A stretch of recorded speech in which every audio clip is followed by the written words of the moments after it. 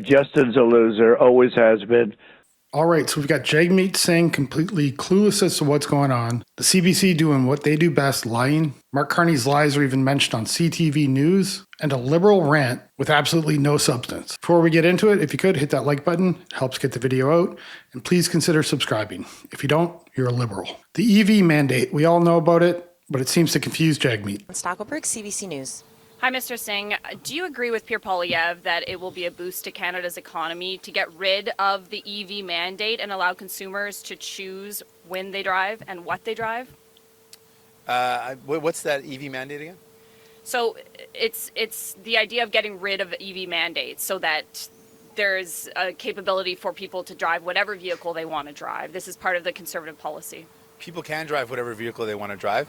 So I think that, not surprisingly, Pierre Poilievre is making up stuff. If he thinks that people can drive whatever car they want, they can. I was referring to the EV mandate 2035 to try and get all electric vehicles, new vehicles. Did you understand? You got the question, eh? Oh, right. Okay. I see. Yeah, I wasn't clear, so I hope that's not my follow-up question. But just for clarity, it's the idea of that we would move completely to EV by 2035. Well, I think a lot of manufacturing companies are moving in that direction anyways, and so we want to move in that direction where we're supporting having vehicles that are less emissions, are easier for people to afford. Ultimately, we want to make it easier and cheaper for people to get those vehicles, and ultimately having cars that pollute less, emit less is a good thing. So yeah, we think that's a good idea. This guy doesn't have a clue as to what is going on, and somehow he still has some supporters. These people are what's wrong with Canada, and we need to fix that. The government-funded CBC caught in lies again about a Pierre Poilievre team member's aggressive physical contact with a female reporter. Luckily, there's a video. I want to show you another incident that happened today with the media and with the Conservative campaign. We've talked about this throughout this election, the way they've been handling them, and I don't mean like sort of figuratively, I mean literally, like touching them. There was a moment today that we want to show you. A reporter, our colleague Abigail Beeman with CTV, tried to ask Rob Batherson, a Conservative candidate in Halifax West. He's also a former president of the party. She tried to ask him a question. Just take a look at what happened. Sorry, guys, we are just going to hold together. Mr. Batherson, thank you, guys. Don't push me, Riley. Thank you, guys. Mr. Batherson, can we chat with you for a minute? Mr. Batherson? Thank you very much. Are you gesturing to us or to the party? Can we ask you a couple questions, Mr. Batherson, about the race in the Atlantic? Mr. Batherson, do you have any comments on Trump's new comments about Canada's sovereignty? Please don't push me, Riley. Please don't. You're literally pushing me. Please don't push me. Please don't push me. Mr. Batherson, do you have a minute for the cameras, please? Mr. Batherson, do you have any comments on Trump's new comments about Canada's sovereignty or the new auto threat since we're standing in a car dealership? Now, did anyone see any aggressive physical contact? How is it we fund these people and they report complete lies? How is the CBC allowed to report this? This needs to stop. Tricking gullible and unintelligent Canadians into voting for the Liberals is just wrong. It shouldn't happen. Now, we all know Carney lies. He's caught every time he opens up his mouth. Here's a clip from CTV about the Carney and Trump conversation. It's problematic for Mr. Carney in that you can't say that in conversing with the president, he was respectful of our sovereignty and just forget to mention that he talked about us as becoming the 51st state again. Those two things don't line up. I think what Canadians, and many have voted already, but many more to go, want to know is what comes next. What comes the day, the week, the months after the election?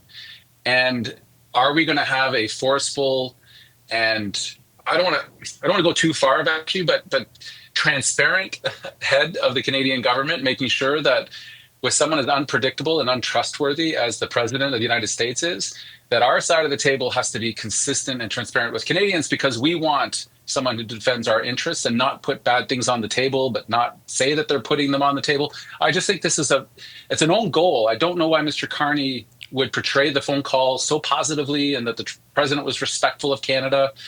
And then a few days before the election, it slips out that, oh yeah, no, he was talking about taking over the country again. Those two things do not coincide. And I'd be curious if anyone can square that circle. I can't myself. Well, I thought it was interesting, Tony in particular, how many times he was asked about it, because in an effort to try and square that circle, he didn't really want to engage with reporters on it, which we've seen a few times before. I think Christy made a funny comment about it a few weeks ago as well. Your thoughts on whether, I mean, there's two ways to look at it, exactly as Nathan spelled it out. At the core of it, is it damaging the contradiction to Mr. Carney? But on a wider scale, is it perhaps not because we're talking about Trump again? Well, look, I look at it this way, for the past few weeks of this campaign, it's like the old adage, you had one job. Mark Carney had one job, which is to convince Canadians he had our own interests in mind, that he could talk to Trump and Trump won't be the crazy president who keeps talking about the 51st state. And that did happen. He didn't tell us about it. And now he's trying to say that it doesn't really matter that much. I don't think that looks good on Mr. Carney, quite frankly. How is it Mark Carney can even have a single supporter after being caught lying so many times? When I catch somebody lying once, I don't trust him ever again. And these liberals brush it off like it's normal, like it's no big deal. He's a banker, orange man bad. Finally, we dive deep into the mind of a liberal voter, and you'll see there's not much up there. Quick reminder, Canada, that April 28th is our national election. It's also my birthday. I will be voting for sovereignty, cultural sovereignty, political sovereignty, for the arts, for culture, for CBC, for climate, for integrity, for accountability, for thoughtfulness, for kindness, for empathy, for social infrastructure. I will voting against fascism, against this creeping alpha incel BS, fake manosphere garbage, paper thin skinned, volatility driven meme stock politicians on the right who are only relevant if the water is choppy. Let's be done with it. Holy shit. Can we move on from this garbage? What is the bottom of this barrel? And can we lift to a version of humanity that is some sort of shared truth about what is real? Do not want what's happening in the States, happening in Canada. Constant threat to everything. Markets tumbling, constant chaos, division, fear-mongering. We can make a choice in Canada. Aliyev is dangerous. He's Maple MAGA. He will get the copper wiring out of the walls of this country and sell it. Canada is at a total crossroads. The Liberal Party is not perfect. Carney is not perfect, but he is an adult at the table. He doesn't thrive on chaos. He can consider an answer and thoughtfully explain it like an adult. Luckily, there are tools you can use to figure out who in your riding has the best chance of beating your local Conservative, so we're not splitting the vote. We can vote strategically. 338 Canada or Vote Well. There's a few other ones. Check it out.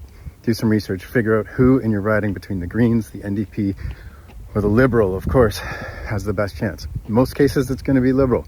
Every election is more consequential than the last. It's exhausting. I know it's exhausting. That doesn't mean you can't participate. Doesn't mean that you shouldn't participate. You have to participate. You have to vote. You just got to vote. A whole lot of words with absolutely no substance at all. Every time these liberals speak, they have no valid points. There's no depth to what they are saying. It just seems to be regurgitated information. Just general statements with no specifics, no examples. That's it for this one. I hope you enjoyed. I'll see you in the next one.